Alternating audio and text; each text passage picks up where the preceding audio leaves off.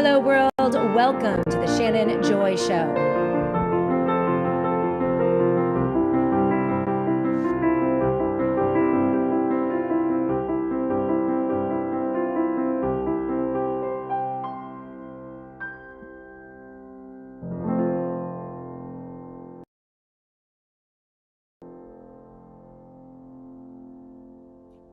At 123.com/joy.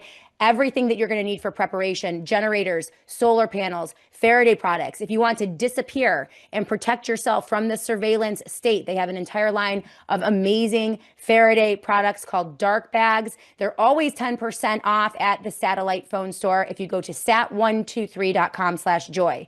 That is sat123.com/joy. The satellite phone store has supported the Shannon Joy Show for many years. They are amazing partners, and let's help the companies that help keep the lights on here at the Shannon Joy Show. So if you are in the market for any of their products or services, make sure you use that promo code JOY and go to sat123.com/joy. That's sat123.com/joy.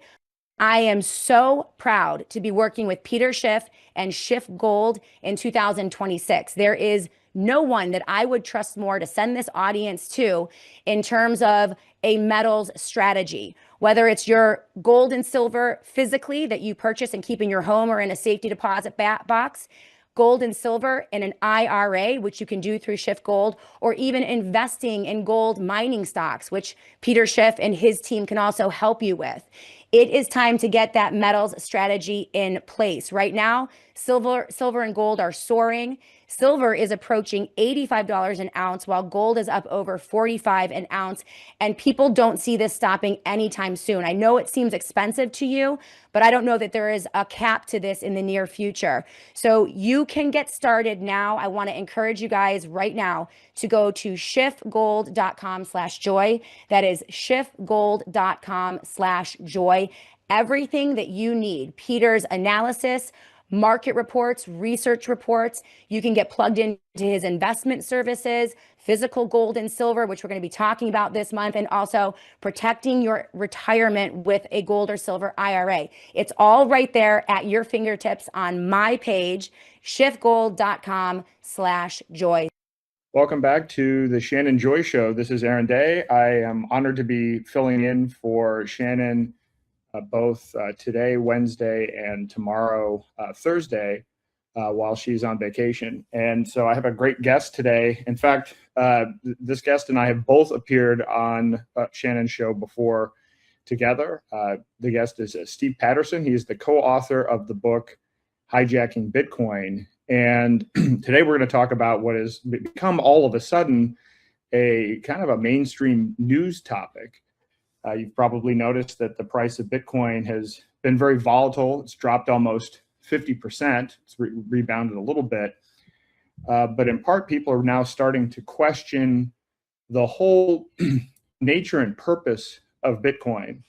And for most people that are new to Bitcoin, they've only heard about it as being a store of value, or they'll call it digital gold, but it's something that you're supposed to hold on to, not use as a currency, which is not how it started out. But people have started to question this, and they've started to question it for, I think, two reasons. One, Bitcoin has not been performing well compared to precious metals over the last couple of years. So if you're making the argument that, hey, Bitcoin is great as digital gold, then you would have to say, as compared to what? And, in the recent weeks, even before this sharper drop off with gold at, one point, I don't even know where it is today, but above 5,000, and silver climbing dramatically as well, people are starting to say, is this really digital gold? But then beyond that, a tremendous amount of information has come out in the Epstein files that show not only Epstein's involvement in Bitcoin, but it also shows a lot of the other players. And in fact, it dovetails into the book Hijacking Bitcoin, which was published in, I believe, April of 2024. Am I right on that, Yep. Steve? Yep. Which went into phenomenal detail with, almost 300 citations. I'd had Roger on, I've had Steve on, and to date, no one's actually refuted any of the factual points or references in the book. And people have even declined when offered up to $500,000 to debate the contents of this book. So I'm really grateful to have Steve on, because they were trying to warn people about this well in advance of recent revelations. So Steve, thank you for coming on. Yeah, thanks for having me. Great to see you again. Yeah. So I guess as a starting point, let's assume, and by the way, I've given talks all over the country and now increasingly over the world about CBDCs and Bitcoin. And most people, even though people in crypto are familiar with this concept or debates around the concept of hijacking Bitcoin, 99+% of the world has never heard of any of this. So would you mind giving the audience kind of a brief overview, kind of a non-technical overview of what's in hijacking Bitcoin? Certainly. And I'll give it from sort of a perspective of somebody that's been around in the industry for a long time. So I worked with Roger Ver, who in writing the book, and he is known as Bitcoin Jesus. He's an early investor who discovered Bitcoin in 2011. He was one of the earliest, or maybe the earliest, funder for a bunch of different projects in Bitcoin. That's been his main project for a long time now. For myself, I also heard about Bitcoin back in 2011 and then got interested in it a little bit later on based on the economics of Bitcoin. I was really interested in monetary economics, and this Bitcoin thing was an interesting concept. And so my family, even my extended family, has started working in the Bitcoin industry very early on, probably 2013 or so. I was writing articles about it online for places like the Foundation for Economic Education. My wife worked at one of the big Bitcoin payment processors. Brother wrote a book on it and co-founded a crypto company. So we've been in the Bitcoin world for a long while. And what we observed is the transformation of an interesting, promising young technology from being an attempt to have a new type of money that people could spend on the internet. And it turned into a project which is some kind of financial investment that you're supposed to buy Bitcoin and hold Bitcoin, and you're never really supposed to use it in commerce. And so I saw this play out myself personally.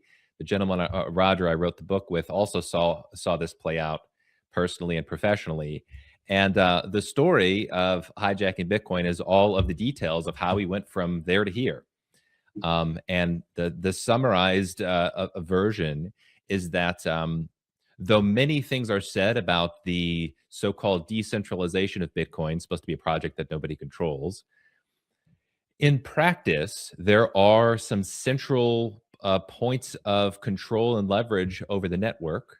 And that turns out to be from the software developers. So at the 10,000-foot view of Bitcoin is it's supposed to be an alternative currency, and but it's digital. And so because it's digital, it means it requires software development in order to keep functioning correctly. And those software developers who are determining what gets put into Bitcoin software and what doesn't turn out to have an enormous amount of power over the protocol. And so over several years, those software developers formed, or a big chunk of them formed, a company called Blockstream, which was very suspicious as soon as it was created in 2014. And there's been a ton of criticism over the last decade plus on this particular company. We said, here's terrible conflicts of interest. They don't seem to be doing things that are benefiting Bitcoin, but they're doing things that seem to be hobbling Bitcoin. In fact, this company, I would say, would be the most influential company in Bitcoin's history. So it gets a great deal of attention in the book. And jumping ahead here, it turns out that all of the smoke around this company, Blockstream, came from a raging fire. And in fact, that fire might have at least part of its origins on Epstein Island. So just returning back to the hijacking Bitcoin story, we had a promising young technology. The software developers got a ton of control over the project. They actually turned it into a new project that was much more favorable to the financial and political establishment, sort of de-toothed Bitcoin and all the properties that made it very revolutionary, the properties that made people like myself and Roger Ver and a bunch of other libertarian-minded folks get really excited about it. And then my own part of my own personal motivation for writing the book was that so I could leave the cryptocurrency industry at peace, because I felt like I had too much information to just leave it and not say anything. I saw so much corruption and very terrible ideas in Bitcoin and crypto. I said, okay, I don't want anything more to do with this, but I have to, what they say is voice and exit. You speak your voice and then you exit. So hijacking Bitcoin was, on my side of things, an attempt to do voice and exit. But yes, just as you mentioned, just like in the last few months, we're getting all these emails from Epstein, and it turns out that a whole bunch of essentially everything we were saying, go figure, turns out to be correct. So we were doing an expose about the corruption and what happened to Bitcoin, and then now we're getting the receipts are finally being delivered with some of these emails coming out. Yep. I mean, that's a great overview. And I actually want to give people some context for this because, you may be listening to this and say, well, I don't want anything to do with crypto, or, I hate crypto or whatever. But I think there's some important context here, even when you go back to the launch of Bitcoin. So if you go back to 2008, after the financial collapse, you actually had, some level of unity in the United States. You had the Occupy Wall Street movement on the left, and you had the Tea Party on the right. And at that moment in time, everybody was angry at bankers. This was after the trillions of dollars of bailouts and 10 million plus people lost their homes, so on and so forth. There was actually some consensus that we needed a better solution, and we didn't get one. All we did was, shift the risk and kind of socialize the losses. The bankers kept their jobs. The bankers are now larger, the banks are larger than ever, and they've actually continued to take on similar risk. So, nothing was fundamentally addressed. And so when Bitcoin was launched, because I know most people actually don't know this story at all, because the prevailing narrative is that Bitcoin is a speculative investment or maybe digital gold. But in the very early days, the whole idea of it is we don't need these banks. We don't need these central banks and governments getting involved with inflating the money and bailing out the bad actors. Bitcoin was something designed to be used for day-to-day transactions. It's called peer-to-peer digital cash. This was the excitement. This was the enthusiasm. When I learned about Bitcoin in 2012, and I heard Roger speak and others, and I live in New Hampshire, where there was, pretty aggressive early adoption. There were stores and restaurants in New Hampshire where you could use Bitcoin, all the way back in 2011. There were meetups, so on and so forth. This has become, so it was something to solve, what kind of both sides, both of the main sides of the ideological spectrum, were concerned about.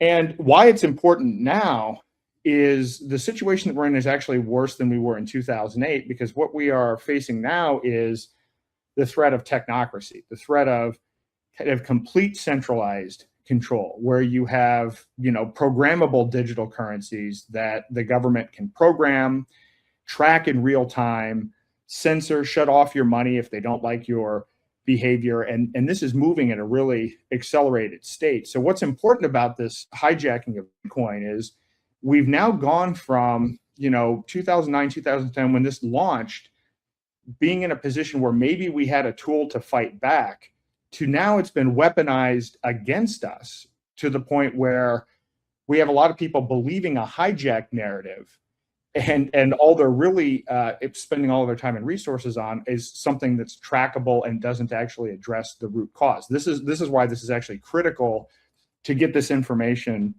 out now. Yeah, let me just say one thing on that. So, people think that Bitcoin is a alternative money that's supposed to get you outside of the traditional financial establishment, and that was definitely the case in 2012. And it is definitely not the case in 2026 for almost everybody. There's going to be some exceptions here and there, but for almost everybody, what Bitcoin is in practice, it's been turned into something that's called custodial Bitcoin, which means a company holds and owns your Bitcoin on your behalf. So you have you download the Coinbase wallet, you buy some Bitcoin, you think that you own it and you're sending it to somebody else and you're participating outside the monetary system. But what's actually going on is effectively it's like a PayPal account. You have an account at the company Coinbase. They say that they're going to hold your assets for you, and then you're trading essentially like tokens that they issue you that don't necessarily correspond to actual Bitcoin. Or the same thing, at least it was the case in the PayPal wallet. If they still have Bitcoin incorporated, I haven't used it in a long time. That was just totally custodial. You think you're sending Bitcoin to somebody else. But it's just literally like sending a PayPal transaction. It's totally centralized, it's totally custodial. Same thing if you think you're going to buy it and you're going to hold it indefinitely. Well, the way that you do that is you go through your broker that's been KYC'd, and you go through a company, and they actually hold the Bitcoin for you. So that system is in no way whatsoever an alternative monetary system. That would be that is the hijacked Bitcoin that has no teeth left. There's nothing threatening or exciting or revolutionary about that. It's just an asset that one trades on a company as if you were trading a stock. Yeah, it's definitely not peer-to-peer cash, and most people aren't aware of. So Bitcoin is on it's a public blockchain, so the transactions are actually transparent. Now, there are steps that you can take to try to conceal your identity, but the truth is that the original vision of this was to be something that would compete with Visa or MasterCard. I mean, even early on, I think Satoshi talked about 25,000 transactions per second as something Bitcoin should be able to do in the early days, and then actually growing and scaling from there. And I think the idea was, which I think is probably flawed if we look back at it now, but if you had that much transaction volume, it would actually be somewhat difficult to trace people's transactions. I think that didn't necessarily take into consideration AI and some other things, but Bitcoin in its hobbled form only does 7 transactions per second. And there have been organizations that, for one company in particular called Chainalysis, which since 2014 has been tracing these blockchain transactions. And they've been working with exchanges, they've been working with law enforcement all over the world. And it's really critical that people understand this. I've actually done quite a bit of research into Chainalysis, and it's now to the point where private investigators can sign up and get access for less than $10,000 a year to this chain analysis tool, where you can put in one address and you can actually have all these tools for tracing and tracking someone's transactions. Last year, I had 3 different people come to me with either divorce cases or business disputes, and they were on the opposite side of someone who'd hired a private investigator, and the private investigator was able to find more transaction history going back further for their Bitcoin transactions than through the bank, where they usually only hold or retain these records for 7 years. And so there are a lot of people that are completely unaware of that, because there's a lot of propaganda supporting and pushing the hijacked digital gold narrative, but there are a lot of fundamental pieces of information that are not true, even within that hijacked narrative. Yes, that's true. And there are some steps that we could have taken 10 years ago that would have made chain analysis harder. But you're right; it's a public blockchain. It's been that way from the beginning. There was also a narrative from the beginning, a narrative that this was anonymous money. That has never been the case. It could be called pseudonymous money. There's a difference between the two. The details don't matter, but it's not and has never been anonymous. So in its current form, it would be hard to imagine a better technology for the technocrats to be using than Bitcoin. It's like every single transaction is public on the blockchain.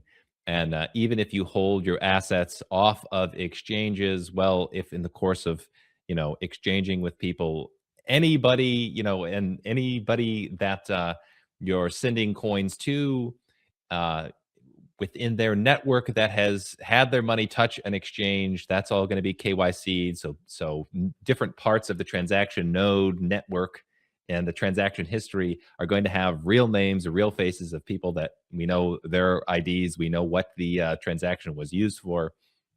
And so if you're there's certainly a version of Bitcoin which is completely dystopian, and we're not very far away from that now. It's already pretty dystopian. Yeah, I mean, and we'll get to that because we now have, a lot of people think Trump won and he signed an executive order saying we're not going to have a CBDC, and a lot of people have relaxed. And in reality, we actually have something worse, which is this Genius Act, which essentially takes private, what are called stable coins, which is a cryptocurrency where, one token represents $1, and put that under the control of Congress, which is the body that produces financial regulation for kind of violating your privacy. And this actually ties into the Bitcoin story, and we'll get to that. But if you're new to Bitcoin, you hear a lot of things.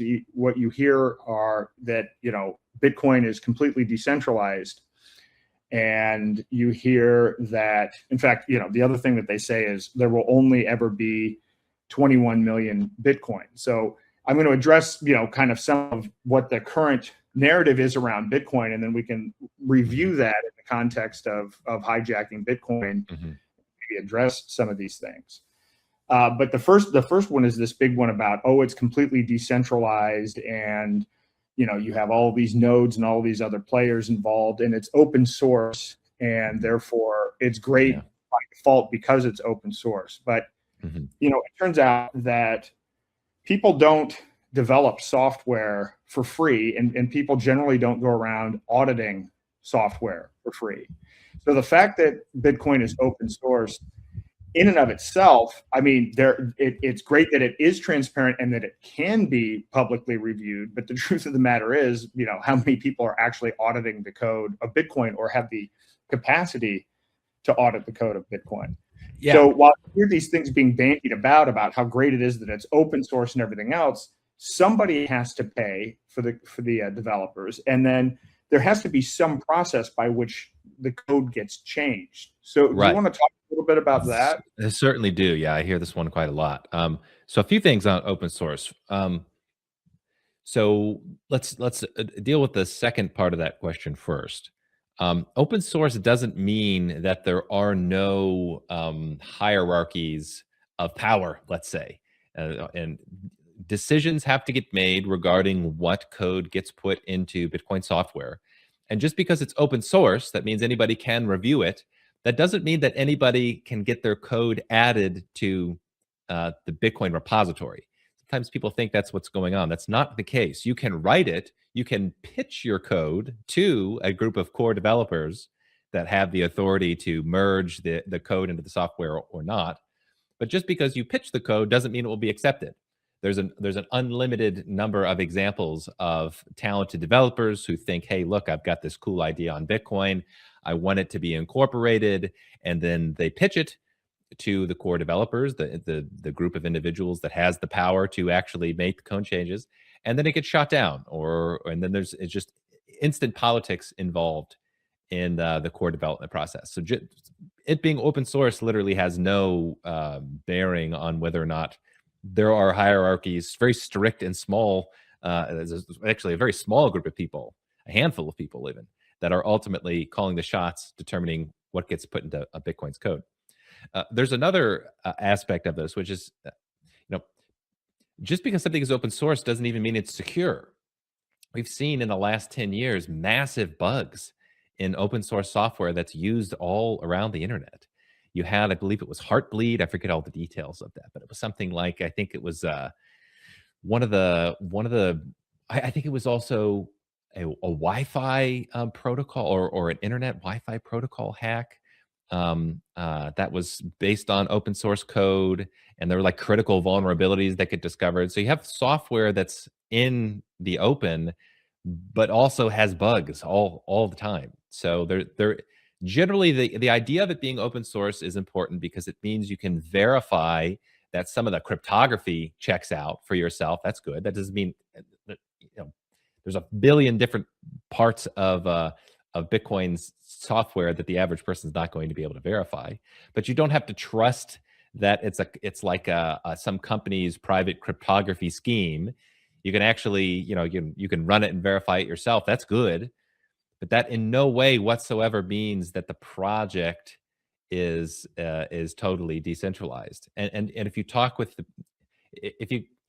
people who are actually real developers in this space, not the talking heads that have strong opinions online, everybody, without exception, 100% of the people who are in the development space know that Bitcoin Core is a small group of developers that ultimately call the shots on what gets merged into the code and what doesn't. I'm talking, no more than 5 people at the end of the day, and really it's less than that. These are the people that ultimately you have to appeal to get your code incorporated. That's just a fact. Yep, that is a fact, and again, it's not particularly well understood or appreciated. And if you read the original white paper, so again, the whole idea behind it was it's supposed to be peer-to-peer digital cash, but the way that the system is set up is it has what are called miners, that you basically have these computers all over the world that are competing to solve these math puzzles. And if you solve the math puzzle first, you get what's called a block reward. And the way that the system was set up was initially these blocks are mined every 10 minutes. So initially, you would receive $50 Bitcoin every 10 minutes. And then that amount gets cut in half every 4 years until 21 million Bitcoin are issued in total. But the entire concept, the entire economic model of the system is that the block rewards are there to be an incentive for people to start mining these Bitcoin until such time as there are enough transactions where the miners can actually build their businesses, because they're doing 25,000, 50,000 transactions per second, and they're getting a real small amount on each transaction. But this is what creates a viable, sustainable business, and this is how the network is secured. Mm-hmm. And so this is an important part of this, because I just wanted to kind of throw that in there, because it relates to the whole hijacking. So yeah, I can explain why this sounds like a great idea, and then how this model was turned on its head. So what you've articulated is correct. In fact, we have a message from Satoshi Nakamoto, the creator of Bitcoin, saying something along the lines of, I'm sure that in, I want to say 20 years or 30 years, there's either going to be on a huge amount of transactions on Bitcoin or none at all. He was envisioning that because this was going to be peer-to-peer cash online, there would be hundreds of millions, billions of transactions that are going to be on this regularly, and it can handle that fundamentally. The principles, the basic structure and principles and technical idea that Satoshi came up with worked. However, the software developers that we talk about in the book got in their heads that, Satoshi's design, we don't really like it. We think that it's got some fundamental issues. It can't really scale. And so they said, what we're going to need to do is build second layers on top of the first layer and keep the first layer really, really small. And instead of financing and paying for security on the Bitcoin network by the miners getting a small amount of transaction fees over a huge amount of transactions, we're going to have the transaction fees be thousands of dollars per transaction, and you're only going to have a small number of them every 10 minutes. That was the idea. They literally inverted the entire model of how Bitcoin is supposed to work and how miners are supposed to get paid. And they said, oh, well, in fact, we have, as we quote some influencer types in Bitcoin saying actually using the first layer of Bitcoin is going to be as rare as chartering an oil tanker to take oil delivery. If you know how that market works, there's a bunch of trading on oil prices, but almost nobody's actually taking delivery of oil. It's very expensive to do so. So the idea was, well, you're going to have, in fact, we have, there's a clip of Saifedean Ammous, who's the author of the Bitcoin Standard, which is the most popular book on Bitcoin ever written. He's giving a talk, and he says essentially these node runners are going to be like central banks. His term, he's saying he's envisioning there's going to be like kind of a new, just more decentralized central banking system with a few thousand nodes, and they're going to be in this. They're going to be processing transactions where the transaction fees are thousands and thousands of dollars per transaction. There's just an itty bitty little problem with this this new way of building on top of Bitcoin. It's that their second layers don't work, or they're entirely custodial. So the development of Bitcoin was completely derailed for promises of second layers. We're going to have this amazing technology called the Lightning Network, and the Lightning Network is 50 different massive technical problems that it's not going to end up scaling successfully at all. In fact, a lot of the Lightning developers are now finally, after several years, jumping ship and saying this is kind of a failed project. You can use it, but it's not something, it's very buggy. It's very technically intensive. You can lose money on it fairly easily. And so what has happened is in the wake of the failure of viable second layers that are true to the spirit of Bitcoin, we got second layers that are just custodial Bitcoin.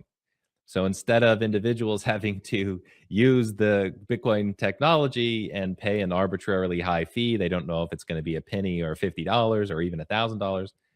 You just let companies handle it for you. And instead of using the Lightning Network yourself and running a node yourself, you download a wallet that says it's using the Lightning Network, but it's somebody else's node, and they are moving your funds for you. So in practice, we've got second layers that, mission accomplished, but the second layers are entirely controlled by central authorities, which sort of defeats the whole point of Bitcoin in the first place. So this is it's kind of scandalous, in the history of Bitcoin, if people realize that the economic structure of Bitcoin, the economic system, the economic design was completely and utterly inverted. And intentionally and by design, we have quotes in the book of multiple developers celebrating when transaction fees hit $20 per transaction. They think this is an important milestone. It sounds utterly ludicrous to the average person, and it is utterly ludicrous.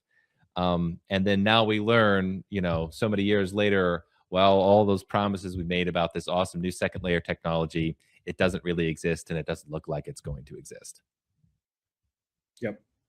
Yeah, and then people keep shifting the narrative. So you may see this, and I put a post on this. There's this guy, Jack Mallers, who you may see these clips from him. He goes on TV, and he's in this huge closet. So he's usually wearing a baseball cap with an empty closet, but he's always there talking about the Lightning Network because he's created a company called Strike that is a Lightning Network company. Well, I looked at the terms of service and analyzed the terms of service for Strike, and it's full KYC. They actually keep your entire transaction history. So in essence, we're not replacing the central bankers. We're actually changing them out. Now it's Jack Mallers or Jack Dorsey with Cash App, but it's completely centralized, and there's reporting happening.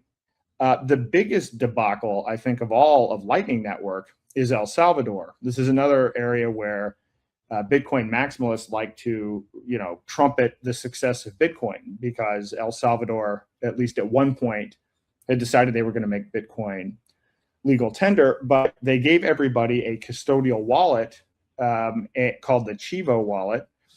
And it turns out it was completely custodial. It could be tracked, but on top of that, it was hacked, and the entire population of the entire country was doxxed. So, so part of this was the conversation is I want to kind of let people know the propaganda that you're hearing today. I want to kind of give you some context that actually, 21 million. Well, we'll get to that, but the 21 million cap isn't set in stone. Lightning Network is not decentralized. There's tracking by necessity, but then you come down to this problem of when you push all of the transactions to this second layer, it takes away the transaction revenue for the miners. But what it does is it stresses and it breaks the entire fundamental economic model that secures the network. Yes, and unfortunately, there's quite a lot of people who don't understand that the economic system that Satoshi created is just as important as the technical system.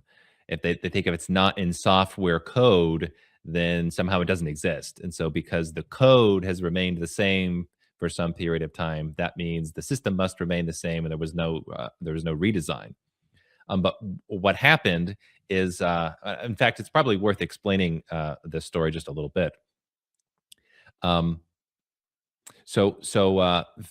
Non-technical, just the basic overview.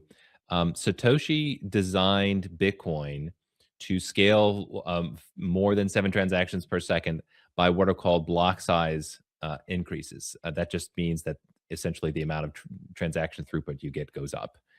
It was completely non-controversial. That was the idea that Satoshi had for how to scale the system. The whole thing makes sense in that context. It doesn't make much sense in any other context. But while it was in the early days, Satoshi had a limit, an artificial limit. He called the block size limit. Well, actually, not in the earliest days. There was no block size limit in the very earliest days, but fairly early on, he put a temporary limit. Said, "Hey, while this network is still really young, let's have this block size limit, and then as it grows, we'll uncap it, and then we can have the network scale based on having larger blocks." Okay, why does that matter? Well, this is one of those details that people really get tripped up on, because one of the ways that the software developers hijacked the project was by not changing this limit.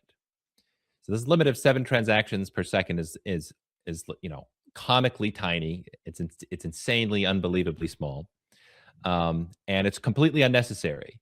And the way that they were able to then turn Bitcoin into a different project is by not changing the code. So what they'll say is, well, where's this big change you talked about? We didn't really change the code very much at all here. And the trick is, by not changing the code, you completely inverted the design that Satoshi created, because there's an economic model that follows from the code, and the expectation was this code is going to change in the future, and so the rest of the invention makes sense. Let me get an analogy I just used the other day that people seem to like. Imagine that somebody is a car designer and they come up with a new type of car, and in terms of gas mileage, they get 10,000 miles per 10 gallons of gas. And while the developer, the inventor, the engineer, while he's working on it, he says, "Okay, while I'm working on it, I'm gonna put a limit on the size of the gas tank to keep it 1 thimbleful of gasoline, because I don't want it to spill while I'm working on it." Everybody who gets excited about this project understands, well, obviously, when this baby starts to take off, we're not going to keep it with a thimbleful of a thimble-sized gas tank. And yet, imagine now that the engineer leaves, and a new set of developers come in, a new set of engineers come in. They say, "You know what? We don't actually like that original design. We're going to keep that thimble-sized gas tank indefinitely. We're going to do something else." And then, sure enough, 10 years later, the car that they come out with breaks down every mile. It runs out of gas every mile because they refused to increase the size of the gas tank. That would be an obvious example where you go, well, clearly, despite the new engineers not changing things in some sense, they obviously changed the whole design. And in fact, it broke the design in hindsight. That's exactly what happened with Bitcoin. Now, it's worth also mentioning, too, this will affect these other sacred features of the Bitcoin network, like the 21 million cap. So so let me just explain this a little bit, because it is directly related here. There is this sacred assumption that there's a limit of 21 million Bitcoin, and that limit will not be ever, that limit, in fact, cannot be increased. Each one of those coins, by the way, can be divisible down to 100 million units.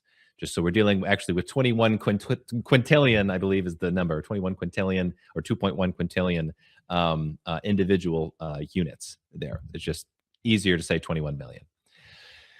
Part of the pitch, and I remember I fell prey to this. I wrote a book on Bitcoin back in 2014, and I also fell prey to this idea that's in the book as well, that I didn't think that this was a limit that could really be changed. And so this gets taken to the extreme. Some people say, well, it's mathematically impossible. It's as certain as the laws of physics that the Bitcoin limit will never be exceeded because it's written straight into the code.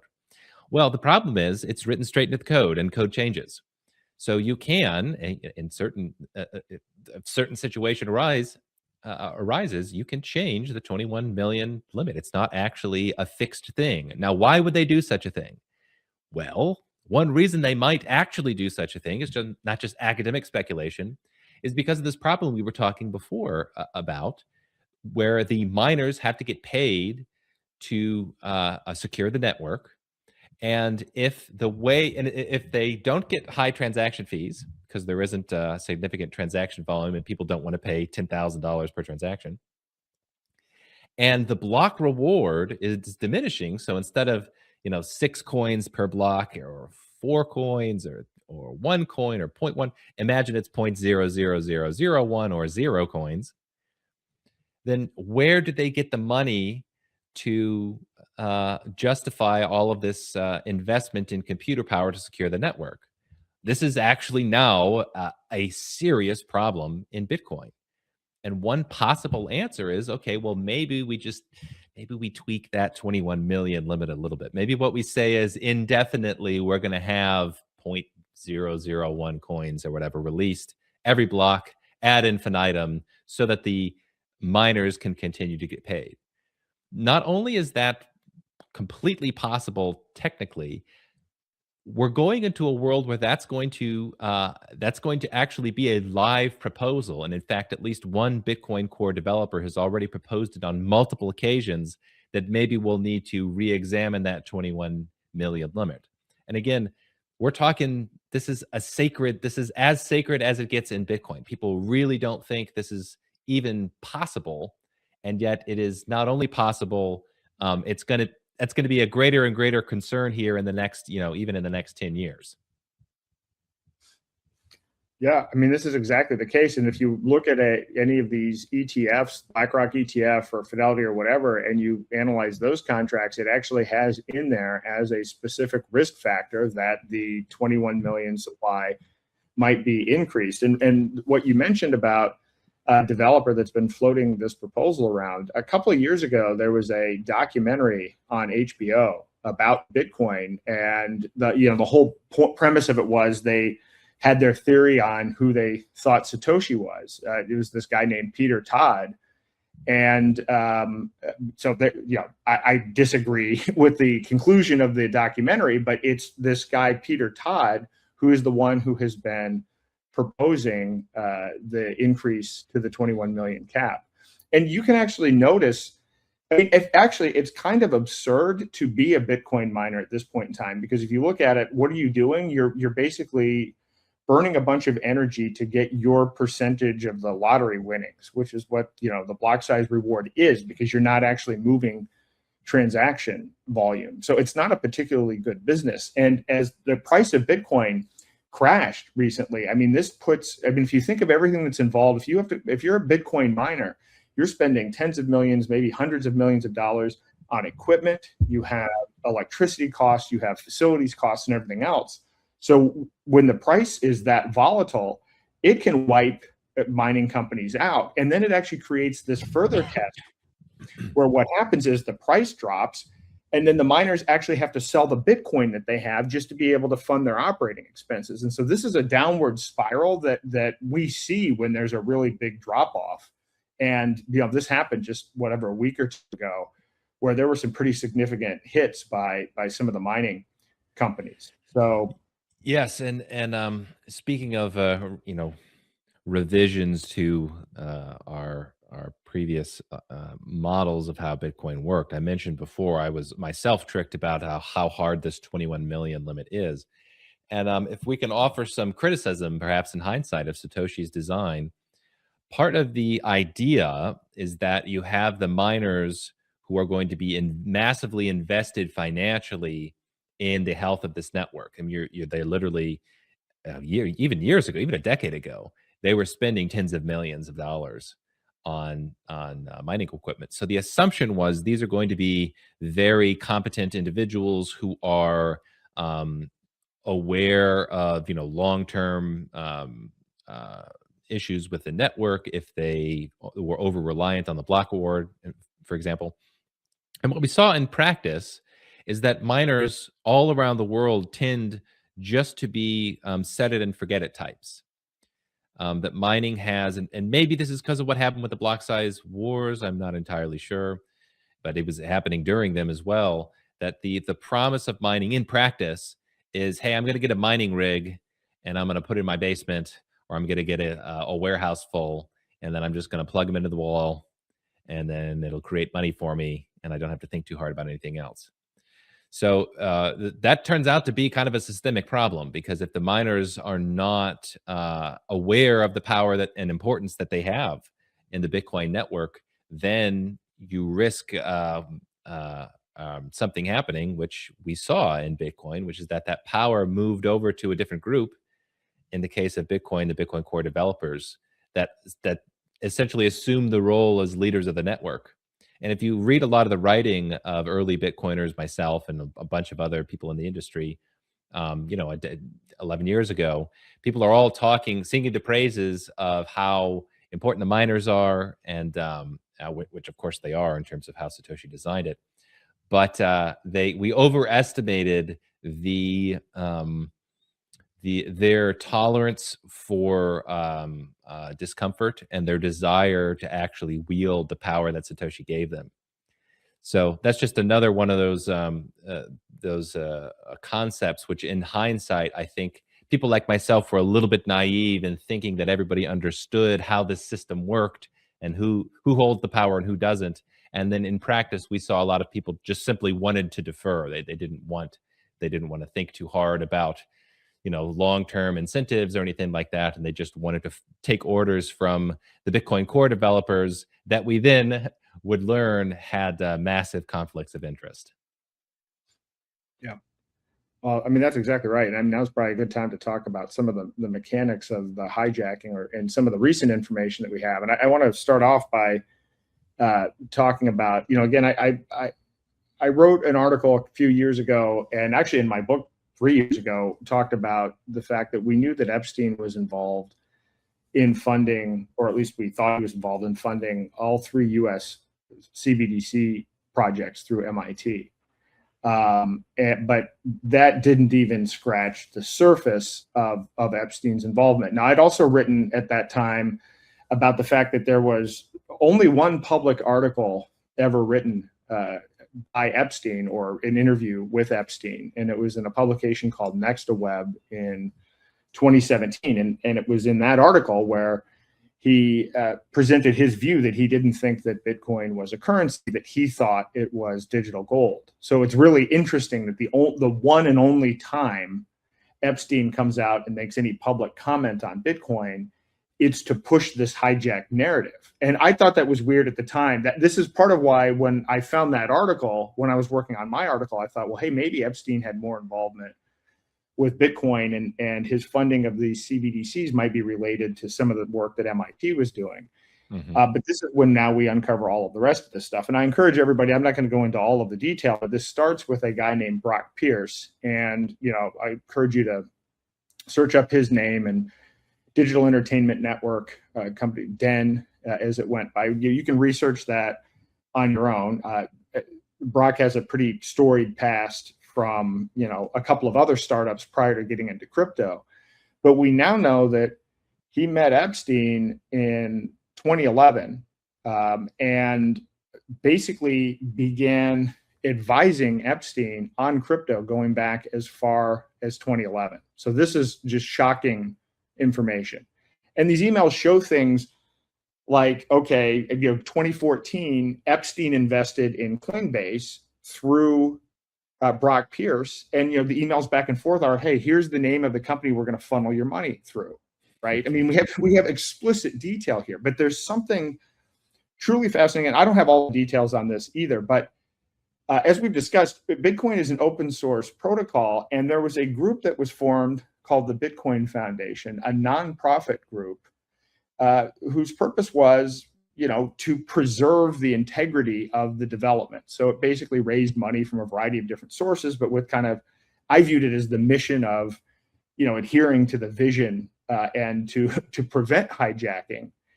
But it turns out that somehow, and I don't know, Steve, if you know when this happened, but Brock Pierce became the chair of the Bitcoin Foundation.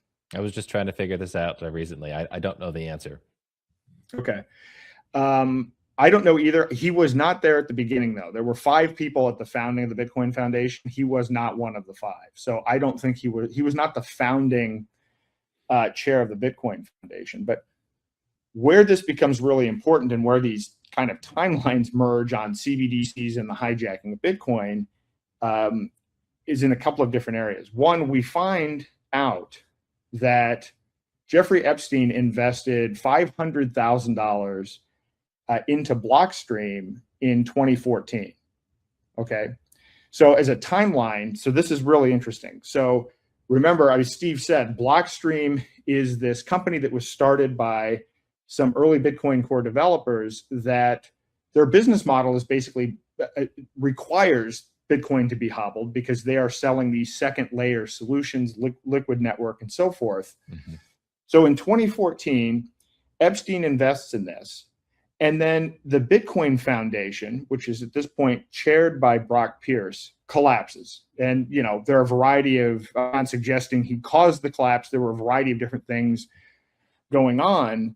But it just so happens that when it collapsed, this group out of MIT that I mentioned earlier that worked on all 3 US CBDC pilots later ended up being the one to take over the funding of the main developers. And I had suggested in an article, I think maybe Epstein might have funded that, but at the time I'm like, but it was kind of indirect. We knew he put several $100,000 into MIT, but MIT invests in a lot of stuff. So wasn't sure if it was explicitly related to Bitcoin. And now we know from the emails, he talks about explicitly funding these developers. Yeah, and to put a little more a spice on there as well, I don't remember if it's him or the gentleman he was working with, Joey Ito at MIT, but there's a line in one of the emails where he talks about the failure of the Bitcoin Foundation, and he says something along the lines of, to paraphrase, there was a power vacuum after the failure of the Bitcoin Foundation, and we wanted your money. It must be. So this is Joey Ito talking to Epstein. We wanted your money so that we could essentially start influencing the Bitcoin developers. There was a power vacuum, and your money is going to help fill that power vacuum, and we felt like we succeeded. Yep, that's exactly right, and they did succeed. And what those developers ended up funding and or kind of gatekeeping, because Vladimir, one of the developers, became the gatekeeper for the code, was SegWit and Lightning, which are the two changes that kind of cemented Bitcoin as being digital gold and not digital cash. So going back quickly to the timeline, Epstein invests in Blockstream, which profits off of these second layer solutions, and then 8 months later funds the developers that cement the changes to basically benefit Blockstream. Yes, and I want to skip ahead a little bit, and then maybe we can come back, because $500,000 is not that much money. However, that's also not all the money that's going into Blockstream here. So the surprising thing in my mind is that's just $500,000 of Jeffrey Epstein's money, like unambiguously. It's literally him. It's not just his network or his extended network. This grand cabal. It's like literally him. Through, I forget what the name of the fund was, but into Joey Ito, and that's that. There there are hundreds of millions of dollars that are moving into Blockstream via other methods that we've learned even since publishing the book in 2024. Blockstream has raised, okay, I'm gonna get all the exact numbers wrong. But what I could tell you is at this moment, they have raised as a company more than $500 million, more than $500 million of investment. And they don't really have a clear business model other than they're selling second layers. We do have an email from one of the Blockstream co-founders named Austin Hill.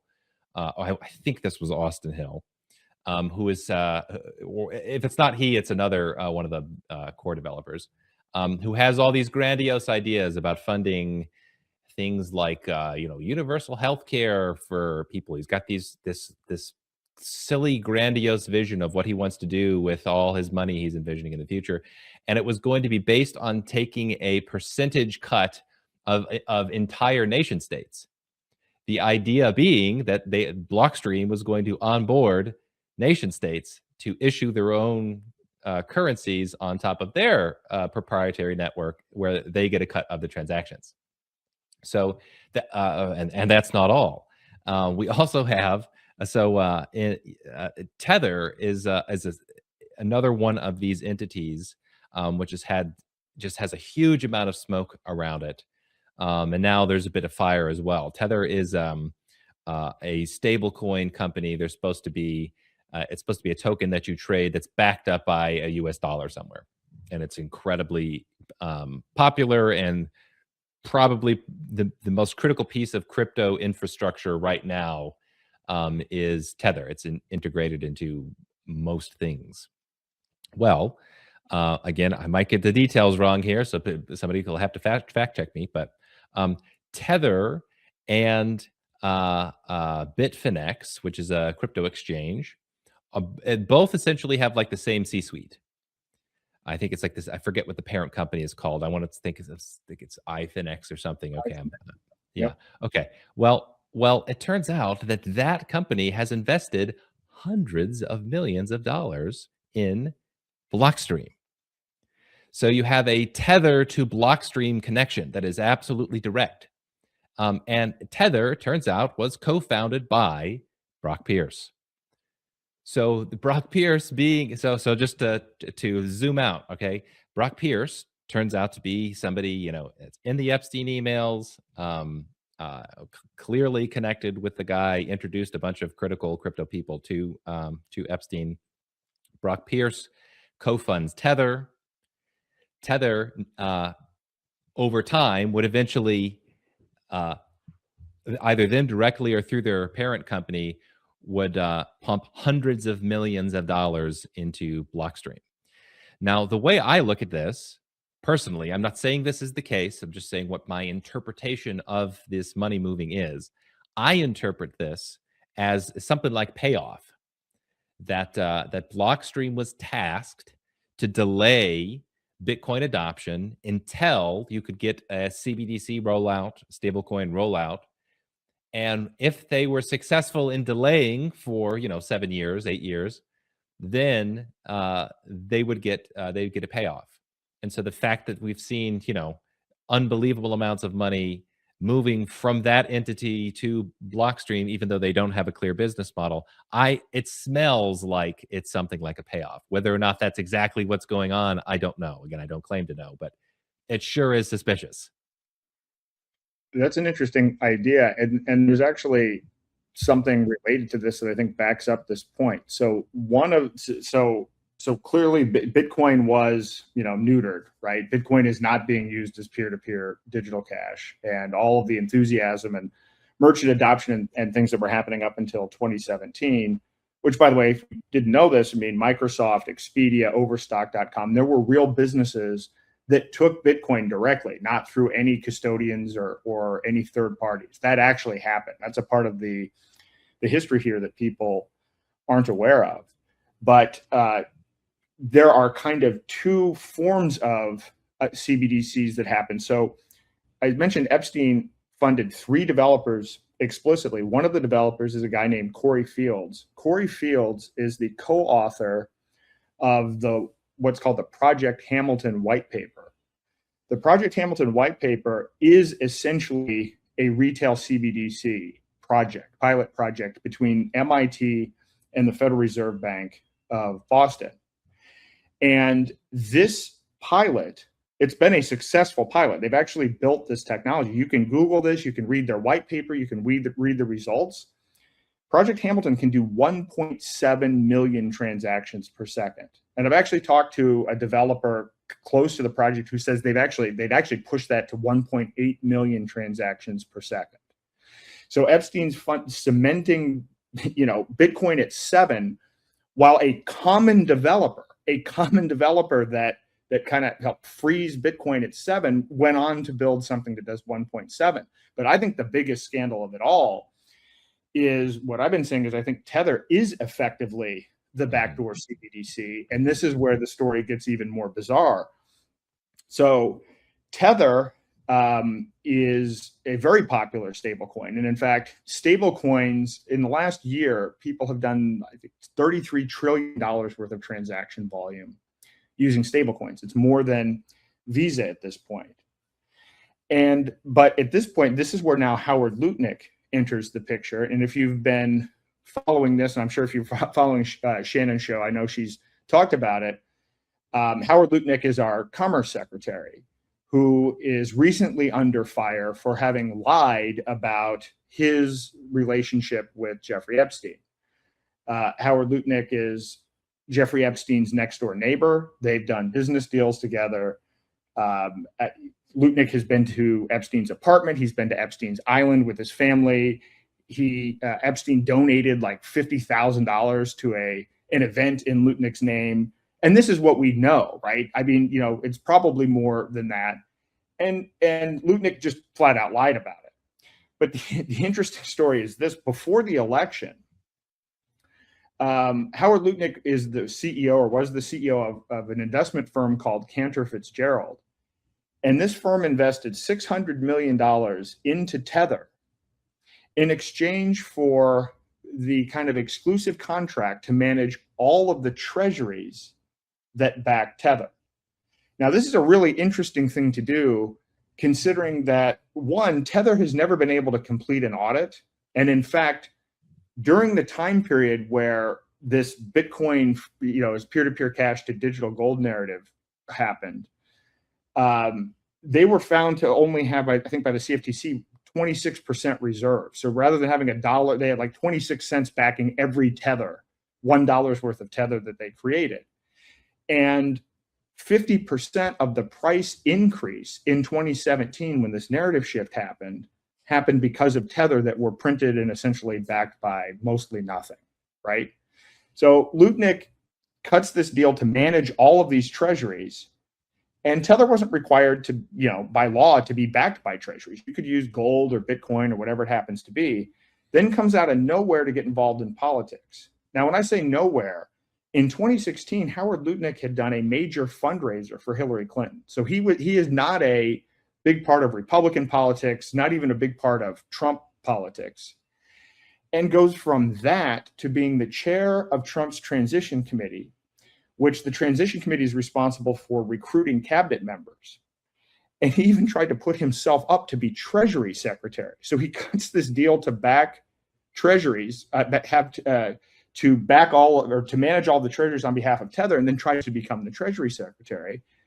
That fails. He becomes the Commerce Secretary, but then he actively pushes the Genius Act. And when I say that Tether and stablecoins are backdoor CBDCs, I mean in this sense, under the Genius Act now, if you are a stablecoin issuer, you are required to back your stablecoin by treasuries. This means Howard Lutnick is the single biggest beneficiary of the Genius Act, but it also means that we're now creating digital dollars that are backed by treasuries. And whereas right now we have this Federal Reserve, which is a group of shadowy banks that issue our currency today based on debt, you now have just backing Tether. So this is like a scam of just ginormous implications. And you have right in the middle of this Epstein, Lutnick, and Pierce. So sorry for that. And but anyway. no, that's amazing. And by extension, Blockstream as well. Now, I had heard most of that story. I did not know that he paid Tether for the ability to hold their treasuries for them. Yes. Wow, that's a big piece of the puzzle there. Dang. It's next level. I mean, again, people talk, well, the U.S. we're the worst ranking we've had for corruption. But I mean, you look at this and people complain about Nancy Pelosi in insider trading. I mean, I don't even know where you begin to call cutting a deal to manage treasuries and then, pushing through the legislation that you benefit from. And it's now essentially the platform for the digital dollar. So, yeah. Wow. That's mind blowing, Aaron. That's mind blowing. That's really bad. And if I'm not mistaken, I think Tether is now valued as a company in the tens of billions of dollars. If I'm not mistaken. I'm sure it is. Because the amazing thing is they've been printing these tokens out of thin air. And I just want to frame this for everyone. The whole point of Bitcoin originally was peer-to-peer cash with no third party. What people are excited about now is creating a digital token that can be tracked, programmed, and censored by the government that's backed by fiat. Like this is the complete inversion of the purpose or the utility of this. It couldn't be a bigger diversion here. So I just Googled just to see if we could come up with anything. This is from a CNBC headline. It says Tether's CEO confirms major capital raise at a reported $500 billion valuation. Yep. Okay. Well, all right. So this is another one of those examples where for years and years, there's been smoke, and strongly suggestive that smoke is coming from a raging fire.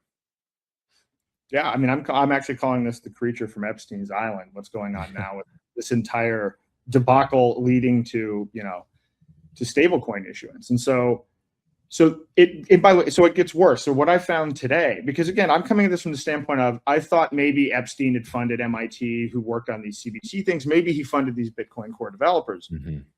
But the extent to which he's involved, he actually was brought in to advise Gary Gensler before he became the chair of the SEC.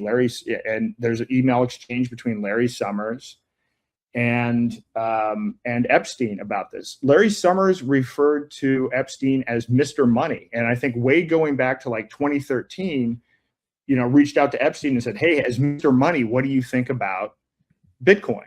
And Epstein's response was something like, "Well, money it doesn't comply with money transmitter."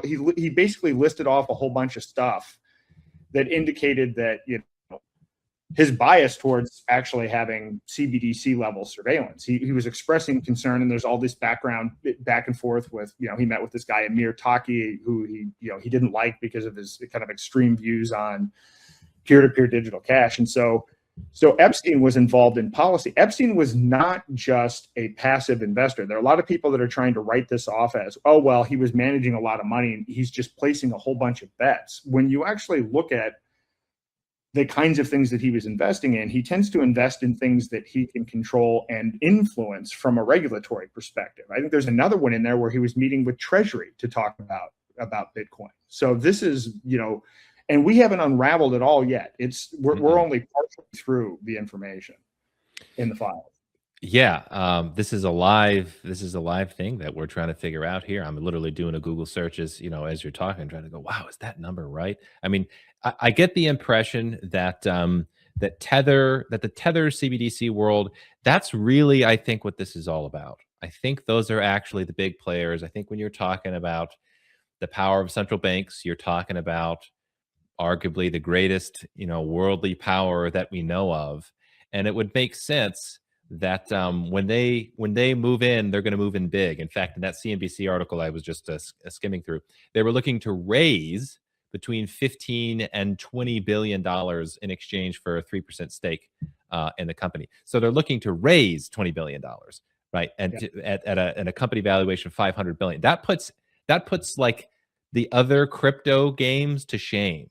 when you're talking about $500 billion valuation, and if I get my story correct, the person who is the Cantor Fitzgerald is the company holding the reserves on behalf of Tether, and Howard Lutnick, the Secretary of Treasury, no, the Secretary of Commerce, Yep. is the guy who was either the present or former CEO. I mean, you are talking, that's big league now. You're talking big players. This isn't some like aspiring young, idealistic libertarian crypto techie guy. You're talking the big dogs.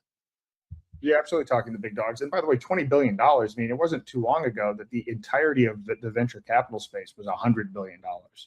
So, I mean, this is an amazing amount of money. The thing that concerns me about this, and I was trying to warn people about Tether before the election.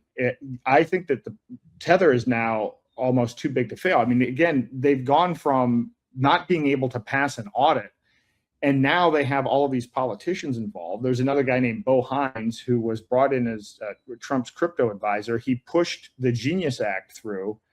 And then 10 days after the Genius Act is enacted, he becomes the CEO of Tether USA, which, by the way, even as far as revolving doors go, I mean, we're used to people, for instance, working at the FDA, and then they wait a year and then they go and work for Big Pharma. This guy waited 10 days. Like, this is just unprecedented. Tether's also gone out and bought massive amounts of gold. They're buying land all over the place. And again, this is what appears to be based on actions taken by the CFTC in the state of New York. These were tokens that they created out of thin air. They became essentially a meta Ponzi, a Ponzi on top of the dollar itself. What I've been trying to warn people about isn't just the Genius Act, to me, is the backdoor CBDC. The Clarity Act, though, and I'm trying to figure out how to communicate and express this, is even worse. People think the Clarity Act is about providing clear regulation for buying and trading cryptocurrency. It's not. It's about adding CBDC level surveillance to how we trade all assets, including real world assets. So it will include stocks, bonds, gold, silver, oil, your house, everything else. Money only represents 5% of global assets. It's these other assets. That is what the Clarity Act will empower. And it adds massive surveillance. Under the Clarity Act, your transactions will be tracked in real time, and they're required to hold your records for 5 years, share those records with multiple federal government departments, and also foreign central banks. So when people are talking about the Clarity Act, this is what they're signing up for.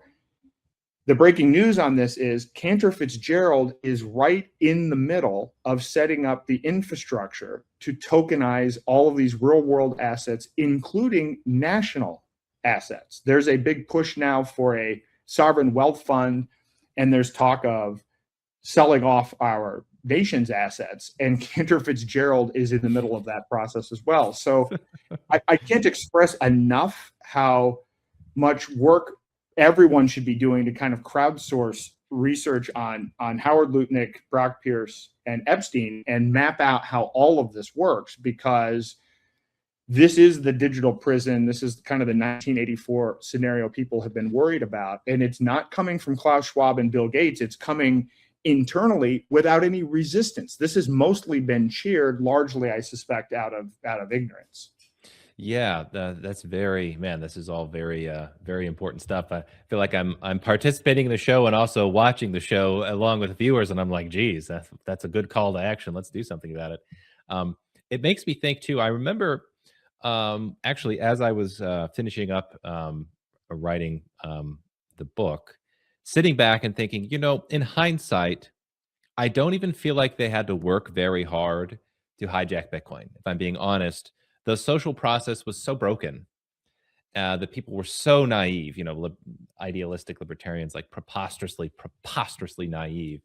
The idea that all they had to do was prevent the blocks from scaling, prevent the block size limit from being increased, and like make a bunch of empty promises for a few years. That just seems so low level. It doesn't feel like they really had to do much compared to what. Now, these are organizations. If we're talking about, this level of, deep state, where you're not even talking about a deep state, you're talking about a deep network, like international network that you know, maybe has influence over the deep state for all we know. The idea that like they had to, these are people that can topple foreign governments. Okay, these are people, these are institutions that have the power to, topple dictators and, change political structures around the world. They have a track record of like multiple decades of doing this. So the idea that they're just going to sit back and just watch Bitcoin compete to be an alternative money with no interference is like unacceptably naive. And so in hindsight, it makes me think, oh, okay, this is why they had to do such little work, relatively speaking, because maybe we didn't even make that many inroads in Bitcoin. Maybe it wasn't that much of a threat, just because the social structure was so easy to hijack. And all they needed was, what is it, 2026? They needed a good, give us 12 years, and we're gonna completely take over the digital currency space. Bitcoin is something in the background now. Yeah, you buy it, you hold it, whatever. Maybe you make some money. Doesn't matter. Meanwhile, we're talking about the rolling out of maybe a digital asset system where you're talking about selling off U.S. government national assets. It just makes crypto and Bitcoin look so much smaller by contrast. It does, but the challenge is that there are a lot of people that believe that Bitcoin is freedom money. They're buying the vision from 2012, but what they're selling is something completely different. It's, I call it hijacked digital surveillance gold. Yeah. And most people just don't know better. Like, I interact with a lot of these people online, and frankly, most of the Bitcoin maxis have blocked me. But if you're new to Bitcoin post, say, 2018, and you read the Bitcoin Standard, a lot of times people measure, well, you need to study Bitcoin. And their version of studying Bitcoin is watching 20 podcasts that were also developed by Bitcoin maxis, where they're basically a gigantic echo chamber. Yeah. But they think that because they've spent a lot of time watching propaganda, that they're educated on the topic. I'm not blaming them, because frankly, it's been a little difficult to get the hijacking Bitcoin word out in light of, what happened to Roger being arrested in Spain 3 weeks after the book was published and threatened with life in prison, basically. So people have not been exposed to this information. But I think right now, you've got to be feeling a bit vindicated, I would assume. A bit, yeah. It's a very weird feeling, especially because, I was personally complaining about the trajectory things were on in Bitcoin for more than a decade. Starting in, I wrote what's the big deal about Bitcoin in the end of 2014, and we were having scaling discussions back then. So the idea, being this, well, at the time it was not a minority voice, but especially after 2017, it became minority perspective that's mocked and dismissed. I've said before that it's like the people in our camp who are called big blockers, right? We wanted Bitcoin to scale with big blocks. The big blockers are the anti-vaxxers of the crypto world. It was like this taboo thing. Oh, you the most crazy, ridiculous idea. I can't believe that's this, shame on you for even mentioning it. Well, in hindsight, the more we learn, there's some wisdom in some of the anti-vax hesitation, and we're learning the big blockers in crypto. We weren't just saying plausible things. We wound up being right at a level that in hindsight looks pretty extraordinary. When I 5 years ago, I wouldn't have thought to myself, all of this smoke is going to lead back to fire on Jeffrey Epstein's island. Like the level of corruption, even though I thought it was pretty great, we had lines going to the U.S. government. I wasn't even thinking this big in terms of how corrupt the whole situation is, and how the Bitcoin was. I think back to when I wrote the book in 2014. Idealistic stories being told about Bitcoin. It's challenging to the financial establishment. And I didn't realize, I suppose, if that's true, we're dealing with a possible technology that is truly revolutionary at a historic level. And because that's the case, it is not going to be permitted to succeed. There's like a 0% chance that this technology and that incarnation of it could have succeeded, because we were right over the target and we didn't even know it. So yeah, so in hindsight, it's a very bizarre feeling to feel vindicated like this, and vindicated in each passing day. People are digging through the Epstein files, finding more connections here and there, and it's like, oh my gosh, I guess after all, go figure, Bitcoin really was hijacked.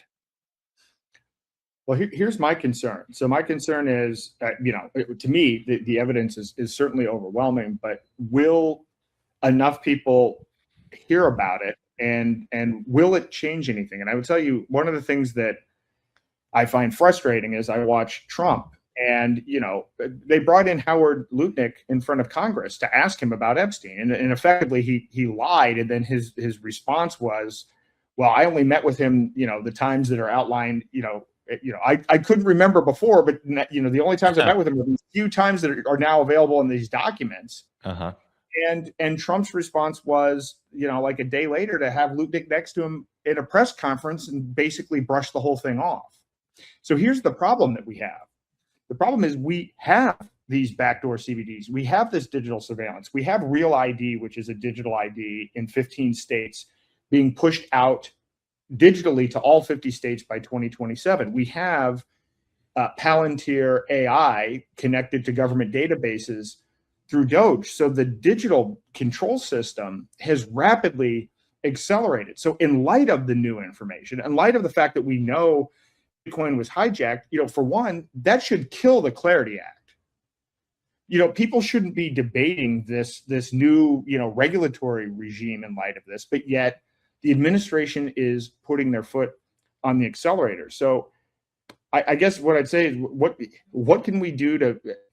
It's not enough to be right. How do we get this information out so that people have some informed consent, I guess, about what's going on in the world with respect to digital surveillance?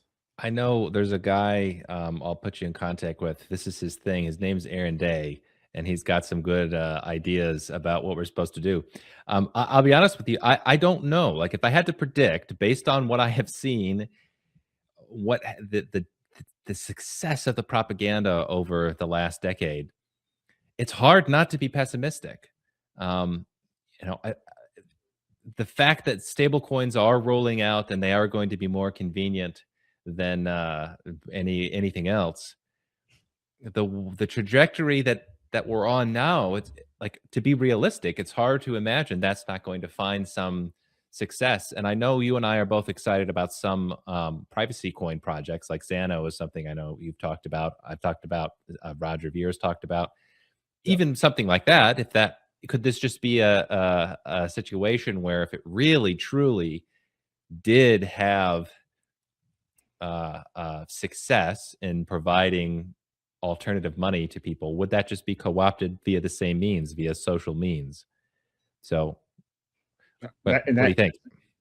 Well, you and I talked about that at PorkFest, and I don't think we actually came up with a good conclusion to that yet, which is that how do you stop the fact that in the end humans are involved with this technology? And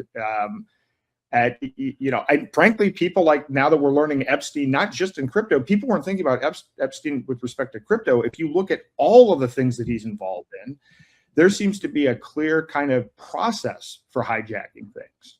Yeah. Right? So are we immune to that now? I mean, I think we have awareness of it, but even is awareness of it enough to prevent it from happening again? I don't have an answer to that. Yeah, I know one of my friends, Isaac Morehouse, frames it as an eternal game of cat and mouse. That the powers that be are always looking to eat the mouse, and the mouse is always looking to escape, and that game is just going to continue being played. So maybe we get a few years of freedom in privacy coins, and then maybe there will be another innovation that we get excited about. And maybe the expectation, we should say, the expectation isn't we're gonna win and conquer the enemy once and for all. It's maybe we get a few years at a time of some reprieve from the technocratic dystopia. Well, I'm hopeful that people actually recognize that we are up against an enemy, because a lot of times I think a lot of, even I was like this for a long time up until maybe 2008. I thought a lot of government activity was incompetence, and I've since learned that the way that this functions is actually based on which is hard. I think most people have a hard time I have a hard time understanding how people behave like the people in the Epstein files. Nevertheless, they do behave that way, and these types of people tend to get into powerful positions. So maybe if there's a mass awakening on that front, then we'll all be kind of less naive in general. And if that hits a critical mass, maybe we've got a shot. Yeah, and I don't want to paint the picture that the world is falling apart, because I don't think it is. I think, even if we live in a world in which there is, unfortunately, centrally controlled currencies at a even greater level, that isn't the end of the world. There's still, you can still have loving relationships, and like the sky's not falling. So when I say dystopia, don't get me wrong. I'm not saying like go jump off a bridge. It's all over. It's just, maybe we have to be realistic that there are some parts of we're fighting an enemy. If you care about freedom and goodness and love and truth, we're fighting an enemy that has vast resources and been around for a long time. And maybe we should expect this is a battle that we're never going to permanently win, perhaps. Or at least we need to acknowledge that it requires perpetual effort.